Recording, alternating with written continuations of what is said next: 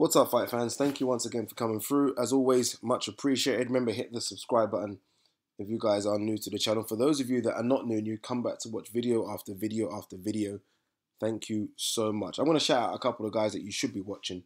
If you're not, then I don't know what you're doing. Ultra Tech, I think it's Ultra Tech Raw Sports, Ultra Tech Sports Raw, fantastic. Hatman Strikes Back, fantastic. Boxing Gossip, fantastic.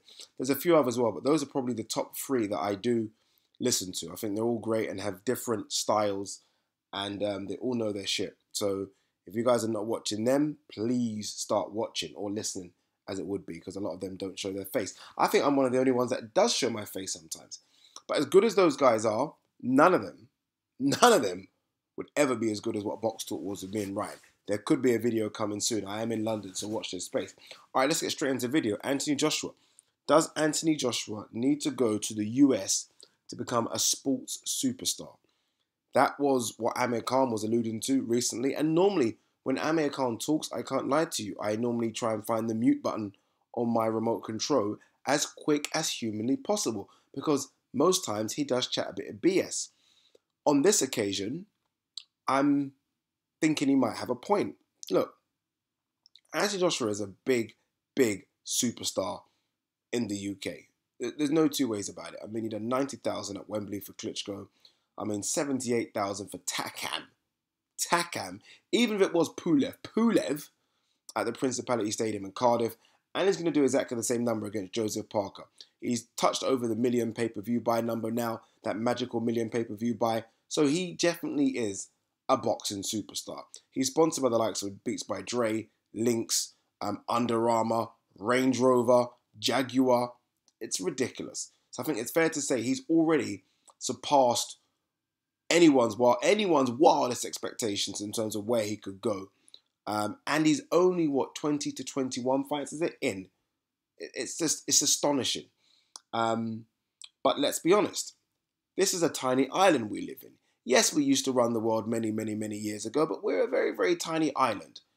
That big monster over there called the US of A has 360 million people. It's huge. If Anthony Joshua, and look, this is just business talk right now. It's about conquering markets, right? And Joshua has clearly conquered this market. If Anthony Joshua could go over and conquer the American market, he goes from being a boxing superstar, which I still kind of think he is right now, to a global sports superstar. That's the difference. Right now, as big as he is, I still think he's a boxing superstar. And don't get me wrong, he's very close to crossing over, but I think he still falls within boxing. I think if you really want to be a sports superstar, your market has to be a bit bigger. It just has to be. And I think Anthony Joshua touching the US of A could be crazy. I mean, look, he's good looking, and no homo here. Good looking. Was he 6'6", 6'7", talks well, knockout record, has a fantastic physique.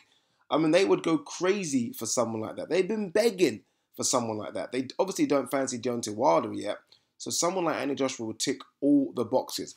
I can imagine him being on all the chat shows over there.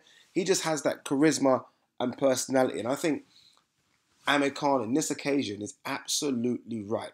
If I'm Eddie Hearn, I'm getting Anthony Joshua over there as soon as we've done with this Parker fight. If he beats Parker, there is talk about Povetkin. Forget that.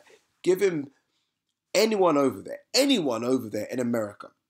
I mean, look, you can give him someone like Jarrell Miller, who I think is unbeaten, talks a lot of trash, and it'll be a great press conference. Anthony Joshua would knock him out.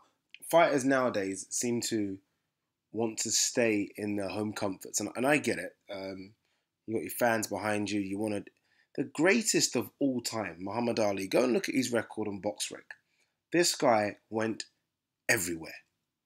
And maybe it was the thing to do back in the 60s and 70s. I'm not sure. I haven't checked anyone else's record. But obviously the ones that everyone will point to are the Thriller in Manila and Rumble in the Jungle. But forget those. He went to Germany.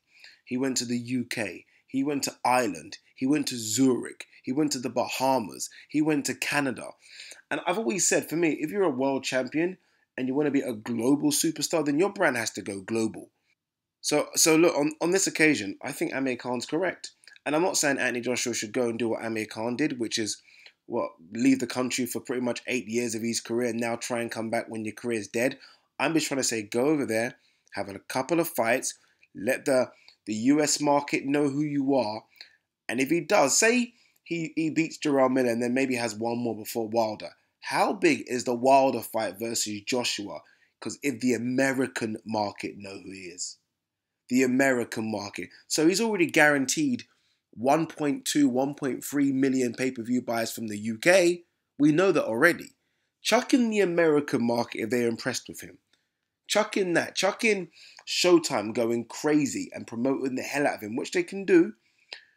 This could be, and I'm not exaggerating here, this could be anything between 2 to 3 million pay-per-view buyers. I think it could be that crazy. And the reason why is because everyone loves the heavyweights. They haven't had no heavyweights to love. They'll love Anthony Joshua. Trust me. So AJ, get your butt over to the US. Don't do what Amir Khan did. Don't come back with an American accent or a slight twang. Just go over there, kick a couple of asses, and come back.